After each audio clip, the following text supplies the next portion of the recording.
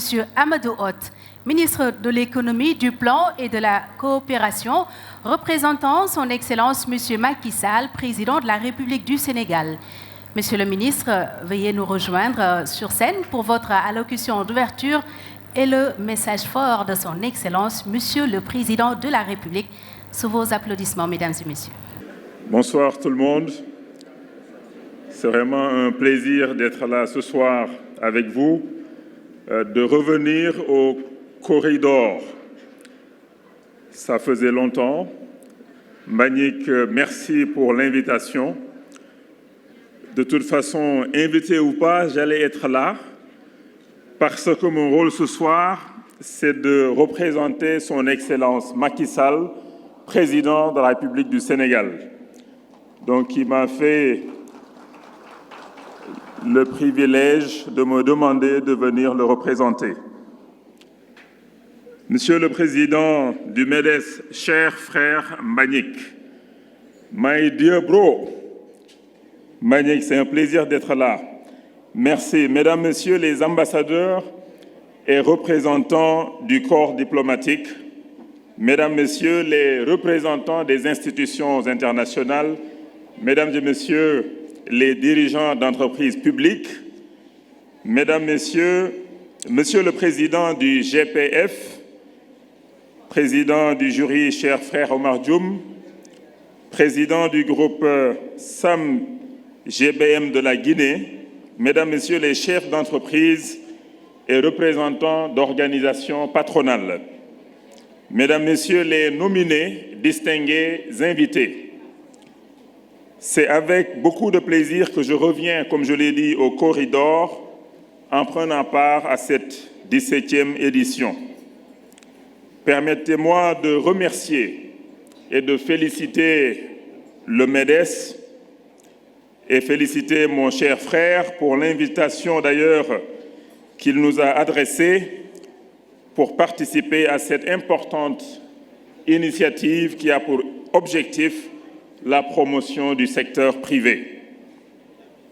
Ce plaisir est d'autant plus marqué que la cérémonie des corridors, au-delà de la bonne table, j'espère ce soir comme toujours, et de la belle animation musicale qu'elle offre, est devenue un événement incontournable de célébration du leadership national et africain.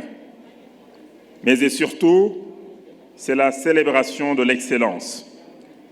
Mesdames, Messieurs, le MEDES nous a habitués à célébrer les corridors en imprimant à chaque édition un thème d'actualité dont la pertinence et la justesse ont souvent retenu l'attention.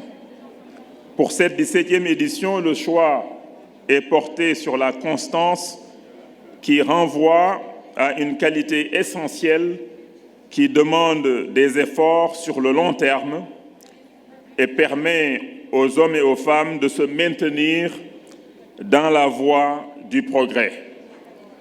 Un célèbre homme d'affaires africain me disait que le problème aujourd'hui, c'est que les jeunes ne sont pas très focalisés. Donc il faut la constance, il faut essayer une fois, deux fois, ça ne marche pas et peut-être la troisième fois, ça marchera. C'est un peu comme en politique, on essaie une fois, ça ne marche pas et peut-être la deuxième fois, ça marchera. Thème ne pouvait être mieux choisi pour mettre en exergue les 17 ans d'existence des corridors. Ce grand rendez-vous désormais inscrit dans l'agenda annuel de l'entreprise.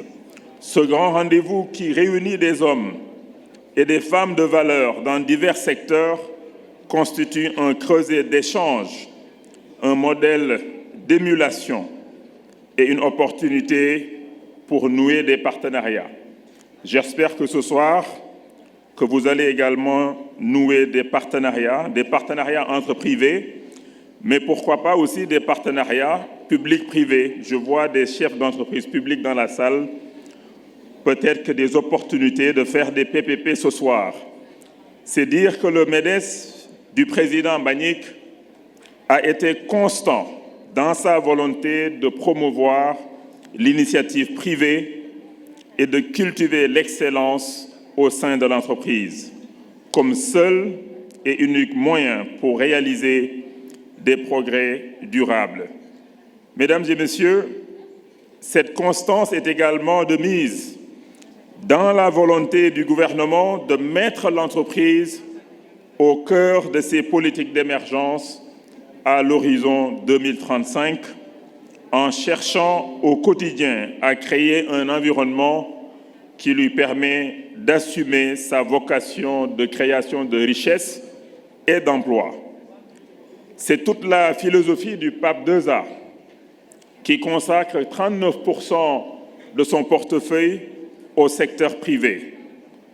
Mais également, le pape II-A met en œuvre des réformes que nous avons déjà entamées avec la réforme des partenariats publics-privés. C'était une grande réforme que nous avons complètement finalisée aujourd'hui et des projets sont d'ailleurs en train d'être faits en mode partenariat public-privé. Le pape II-A également, ce n'est pas seulement des projets, c'est des réformes, mais également l'accompagnement aux entreprises. On accompagne des entreprises en mettant en place des financements innovants. Si vous vous rappelez, quand on avait présenté le pape II-A en septembre 2020, on avait parlé de mécanismes de financement innovants et aujourd'hui, c'est la réalité. Grâce à des financements mobilisés par l'État à travers des partenaires tels que la Banque mondiale, la Banque africaine de développement, la KfW, mais également la FAO. Ces financements sont déjà disponibles à travers le FONGIP, à travers le Fonds 6, qui prendra des participations ou bien fera des crédits mezzanines à des entreprises, à des entrepreneurs. Le FONGIP pourra donner des garanties à des entrepreneurs.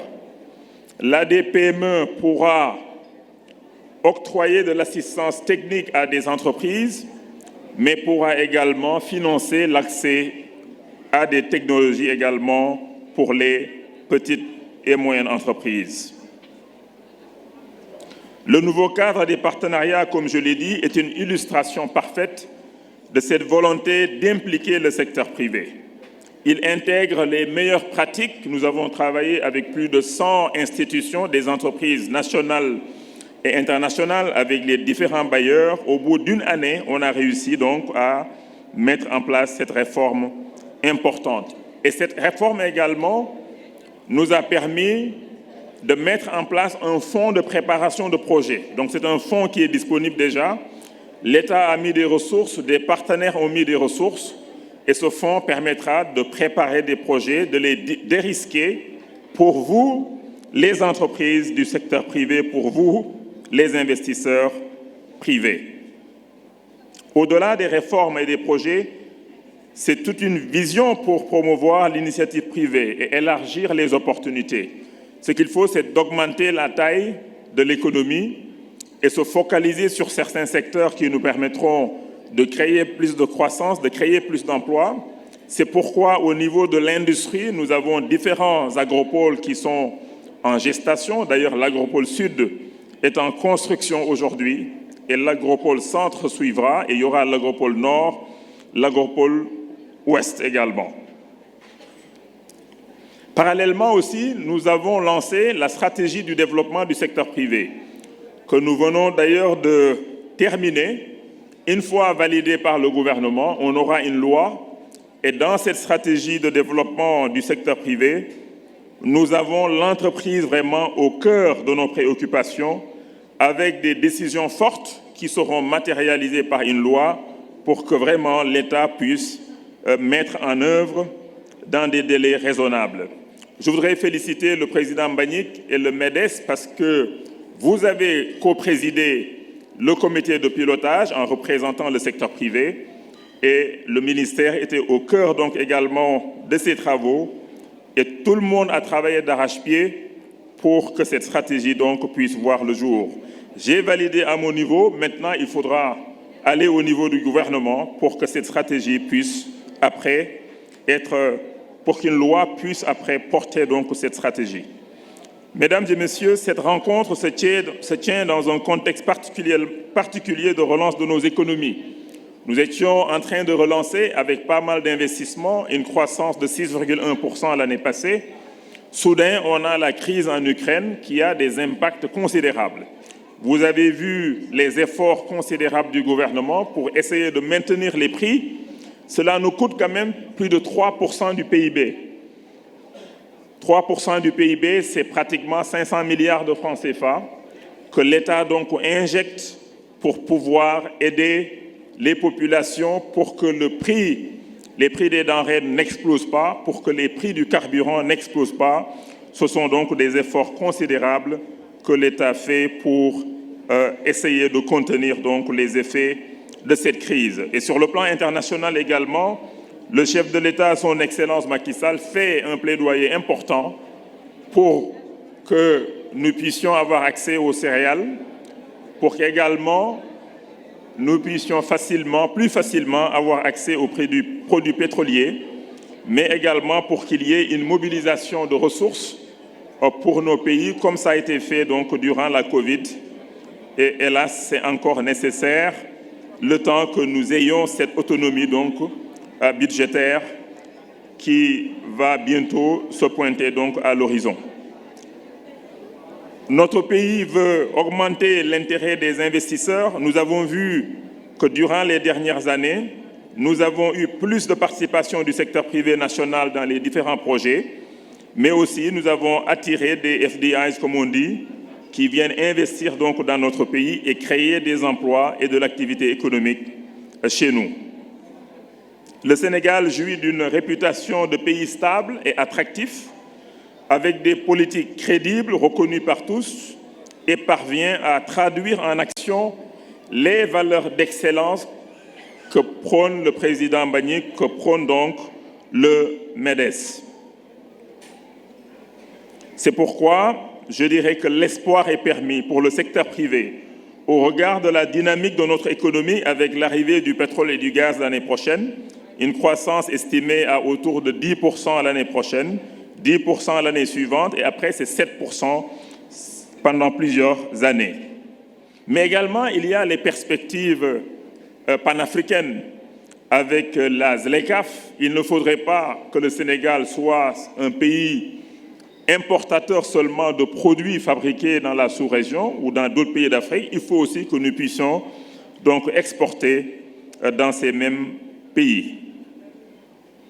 Nous devons tous agir sur la qualité de nos productions pour nous différencier sur les marchés régionaux et mondiaux, valoriser nos atouts et soutenir le projet Sénégal. Ce qui est important, c'est le projet Sénégal, la destination Sénégal, le label Sénégal. C'est comme cela qu'on va élargir notre économie, c'est comme cela qu'on va créer plus d'emplois, parce que l'État, malheureusement, ne peut pas, est limité en termes de création d'emplois. Le secteur public, c'est 155 000 fonctionnaires. Le secteur privé, aujourd'hui, à peu près 450 000 emplois formels, je dirais. Le reste, c'est l'entrepreneuriat. Mais pour qu'on ait plus d'emplois formels, il faut plus d'activités économiques. D'activités économiques pour satisfaire une demande locale, mais aussi une demande dans la sous-région ou une demande internationale. Mesdames, Messieurs, je voudrais rendre à ce stade un hommage appuyé à notre ami et notre frère Mbagnick Diop. Et je voudrais, comme le président tout à l'heure l'a fait du patronat francophone, vraiment d'applaudir notre frère Mbagnick pour tout le travail qu'il fait, pour son sens de l'initiative reconnu aujourd'hui comme un champion en Afrique. C'est un digne ambassadeur de l'entrepreneuriat sénégalais, mais également africain. Il l'a dit tout à l'heure, en novembre, c'est la 5e édition du African Leadership Entrepreneurs, je pense, ou Forum, à New York en tout cas. J'espère que beaucoup d'entre vous seront à New York. J'espère aussi avoir le privilège de me rendre aussi à New York au mois de novembre, Inch'Allah. Mbagnick a eu la vision de mettre en place les corridors. C'est quand même 17 ans. Souvent, des initiatives, c'est quelques années, on laisse tomber. 17 ans, chaque année, on a les Coris, et chaque année, c'est l'excellence, et chaque année, c'est un succès. Mbagnick, on vous souhaite plein succès donc pour la suite. Inch'Allah, 17 ans encore pour faire 34 ans de corridor, Inch'Allah. Je ne saurais terminer sans féliciter, au nom de son Excellence Macky Sall, président de la République, de féliciter tous les lauréats, Inch'Allah, qu'on va découvrir, et tous les candidats donc nominés cette année. Les lauréats, ceux qui ont gagné ou pas, c'est des ambassadeurs de l'excellence. C'est du Made in Sénégal, c'est des ambassadeurs du Made in Africa, et ils sont tous et toutes donc à féliciter, qu'ils soient primés ce soir ou pas. Ces braves femmes et hommes distingués pour leur mérite doivent avoir le sentiment du devoir accompli, dans le succès, mais surtout considérer la distinction comme un nouveau challenge, car la gestion d'une entreprise, c'est des défis et des défis au quotidien, surtout dans cet environnement. Que la fête soit belle, vive le Sénégal, vive l'Afrique, vive les entreprises. Merci beaucoup.